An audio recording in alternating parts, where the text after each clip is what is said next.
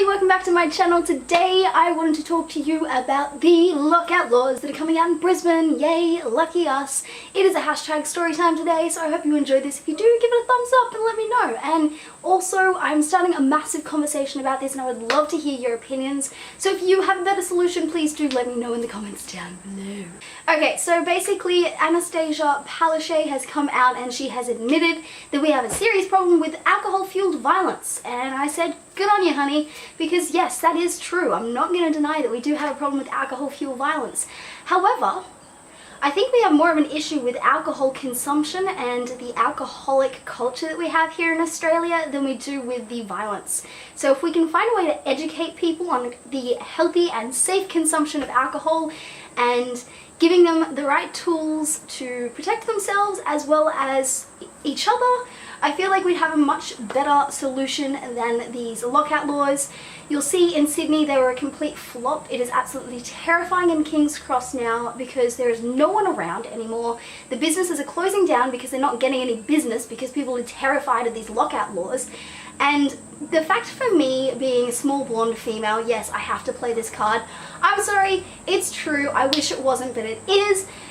Every single dick-bearing fuckwit and his buddies and his mates are going to be leaving clubs at the same time. So it's great that they are stopping the consumption of alcohol at 1 AM. I will leave links down below so you guys can read up on the actual facts of what they plan to do. But the fact that every single person has to leave at the same time and get into the same taxi ranks and be upset at the fact that they're being kicked out of clubs is frustrating. There have also been lots of stories, honey, of people who have been 2 minutes too late for the lockouts and they have been attacked because they weren't inside a club which could be seen as a safe haven, and they were outside on the streets where some dickhead was just too drunk. He probably got kicked out.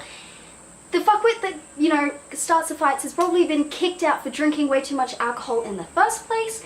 And the fact that now you've got safe people out on the streets at the same times as these people who don't deserve to be in clubs because they are too inebriated is a safety hazard. That's a problem. Houston, hashtag we have a problem, okay? So I have come up with a few little alternative solutions and I would love to know what you guys think about them. Let me know in the comments down below what you think of these solutions. If you have any better ones, I want to start a conversation about this. If you are prone to making your own YouTube videos, please do let me know. I want to start this as like a global conversation because we are the future. We are the young people on the internet who have people listening, and I really want to start talking about things that matter. I have my phone and I have my solutions, honey. The first thing on my list for other ways to control alcohol-fueled violence is maximum quotas in clubs. If you've got too many people in an area, especially in summer in Queensland, and it is hot and it is sweaty and it is packed and there are people bumping into each other, and I've had this happen to me where I've accidentally bumped into someone, knocked their drink out of their hand. They've been angry at me, but I'm like, listen, I'm sorry, I just can't move in this joint. Of course people are gonna get angry. So why don't we just have it that there is a maximum amount of people for a safety reason, like let's say, you know, even the fire hazard of having too many people in the same place at the same time. I don't know, it sounds like a logical reason to me. Why don't we just have a maximum quota of how many people can be in a specific venue at any given time? Maybe they already have this, and maybe they're just kind of upping the quota every so often because business is what it is, but I do have a solution to that. And what you'll notice now is that every Saturday, every Friday, and sometimes even every Sunday, every goddamn club and its cousin is packed because a lot of places close on weeknights and they don't open as late. They'll probably close at midnight. So for those of you who work casual or work online or work in any industry other than the 9-to-5ers Monday to Fridays, you can't actually get entertained on a Tuesday night or a Wednesday night. So why don't we have a nightclub rule or law that allows for clubs to be open during the week longer hours, or to have more events during the week, or having it more acceptable for people to go out on a Monday. Because if that means that everyone who would normally go out on a Saturday night is now going out on a Wednesday and a Tuesday and a Thursday, then the amount that they'll consume on one night is probably going to be slightly smaller than it would be if they only went out on that one night. And the crowds of people that are attacking the clubs on that one Saturday night are now seeing it 7 days a week as opposed to those 1, possibly 3 nights a week, and it is minimizing the amount of people that are in the same place at the same time. While I do agree that we should be able to go out on any night of the week at any time of the day, I do think that we should have a lot stricter alcohol provision laws for venues that provide alcohol or gambling services to the public. There should be some form of management system of how much a certain person is getting, and if we're making sure that there are less people in clubs and that they're consuming less at any given time, or that they're consuming a maximum of 2 drinks an hour for 8 hours as opposed to a maximum of 50 million drinks in 2 hours, then I think we could definitely see a drop in binge drinking, because now that we are cutting off drinks at 1 a.m, people are going to want to get drunker earlier, and binge drinking is going to be a much bigger problem. We'll probably see a rise in alcohol poisoning. Alcohol education needs to be a massive factor in this, and we need to realize that stopping people from drinking at a specific time isn't actually going to stop them from drinking the same amount. Hey, why don't we just educate men on rape? As a young female living in Brisbane, I do think that Australia in general not only has an alcohol culture, but it has a rape culture as well. One thing that seriously shits me about going out as a young female is the amount of times you get approached by men in a really offensive manner. I truly think that we need to give rape education to men from women, because as a woman, going out to the clubs or whatever it may be is terrifying, because the amount of times you get approached by men who are being egged on by their friends to just get in there is disgusting, and you're not getting in there. So what happens is their friends continue to egg them on, peer pressure escalates, women succumb, and you end up with a rape culture. Men need to understand that while under the influence of alcohol, they do not have the right to approach a woman and expect sex from her for any reason whatsoever. Women do not need to give you any form of sexual satisfaction. I would love to see a massive change in the fact that when I go out and I'm with my friends, we are approached by men with the expectation of just letting them talk to us.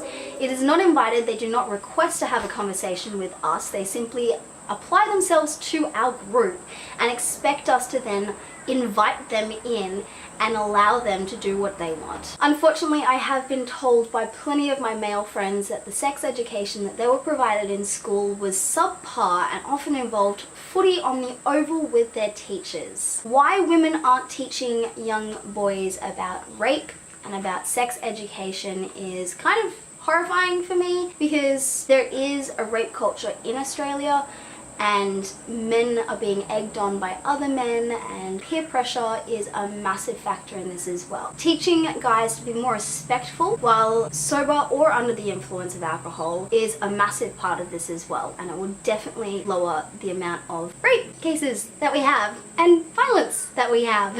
Alcohol fueled or not, my friend. Now, I absolutely hate the fact that victim blaming and victim shaming is absolutely accepted widely here in Australia as well. So when a woman gets raped, she often doesn't say anything because she might have been wearing what she wanted to that night. Her outfit is actually in question. Why were you getting raped? I got raped because a guy was a dickhead in a nightclub, drank too much, was peer pressured by his friends, came up to me, I said no, and he continued to put himself on me. That has nothing to do with my outfit.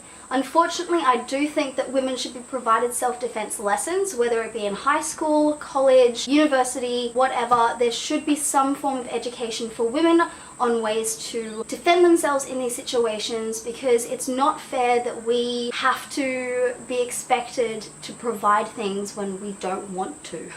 And if you are a victim of rape, you're absolutely not at fault. Definitely go and tell someone. Another amazing situation that I have been a part of was the actual basic negotiation skills of another individual. In an escalating situation that I was involved in, where I was inviting the person to have a fun night but didn't want to kiss them, true story, I said have an awesome night, and they expected me to then kiss them. The friend I was with used some of his basic negotiation skills to de-escalate the situation. The whole thing stopped. It could have gotten a lot worse, but he had minimal and I mean basic negotiation techniques. So that is another thing that we could provide to our young people, so that they know how to keep themselves safe in situations that could be escalating and could be getting worse. How do you lower the temperature of a situation like this? And that is a fantastic way to help minimize the amount of violence that we have. Now, the last pointer that I have here, I do want to spend the most time talking about, because to me, and if you disagree, definitely do let me know in the comments down below, to me this makes a hell of a lot of sense. It makes so much sense that I don't understand why it hasn't been done before on a more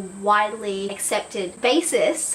And from what I understand of things, again, correct me if I'm wrong, when it has been implemented, it has been extremely successful and has been one of the bigger factors in keeping events safe. Here in Queensland, we have an event called Schoolies, where grade 12 graduates go down to the Gold Coast and they literally spend a week, weekend, month, whatever, getting incredibly inebriated, intoxicated, and just partying.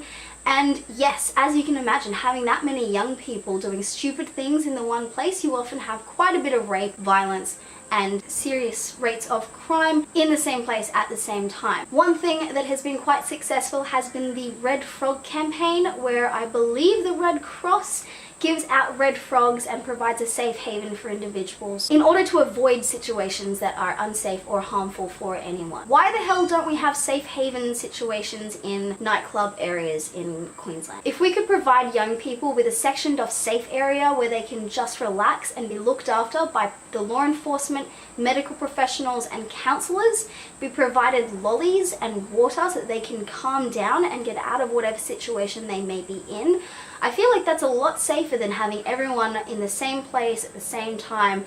Everyone's upset and there's no one there to actually look after people. Another massive problem that we're having at the moment is suicide, and the Story Bridge has actually had massive anti-suicide barriers put up because of the amount of times people have gotten intoxicated and jumped off the Story Bridge. This is disgusting, and it absolutely terrifies me to think that this happens. Being a sufferer of depression myself, I understand it on a level that a lot of people who don't suffer depression probably don't. One thing that I wish was available is a place where, when you're feeling depressed on alcohol, because for those of you who don't know, alcohol is a depressant, when you're feeling depressed on alcohol, just having someone to talk to cry to, and just be safe, just completely free of judgment and able to feel what you need to feel in a safe area. If we could simply provide a place for people who do feel depressed or are suffering from certain things, whether it be the fact that they were, raped or attacked or spoken to poorly or approached by men they didn't want to be approached by, or if they were a man who felt less of a man because they didn't approach a woman and they did the right thing and their friends were egging them on. If we had a place where people could go and be without judgment and just chill out, get hydrated, have some lollies, and basically just escape the situation that is causing drama and escalation, I feel like that would just make too much sense. So those are my tips, I guess, or my solutions to the alcohol-fueled violence and suicide rates that we have in Australia at the moment. I definitely think that yes, we do have a problem, but I don't think that lockout laws are going to help anyone, whether it be businesses or individuals. I don't think it's going to stop much at all. So I think we should definitely provide better techniques for people to look after themselves. Let me know your best way to overcome these lockout laws or the alcohol-fueled violence down in the comments down below. I'm so glad you guys are listening, and let me know if you have any suggestions as well. Thank you guys so much for watching. If you enjoy my #Storytime videos, please let me know in the comments down below. I may be doing some more of these videos, I don't know, only if you like them, obviously. Don't forget to subscribe, leave a comment letting me know how you would fix this situation, and you guys will see me in the next video. Okay? Bye!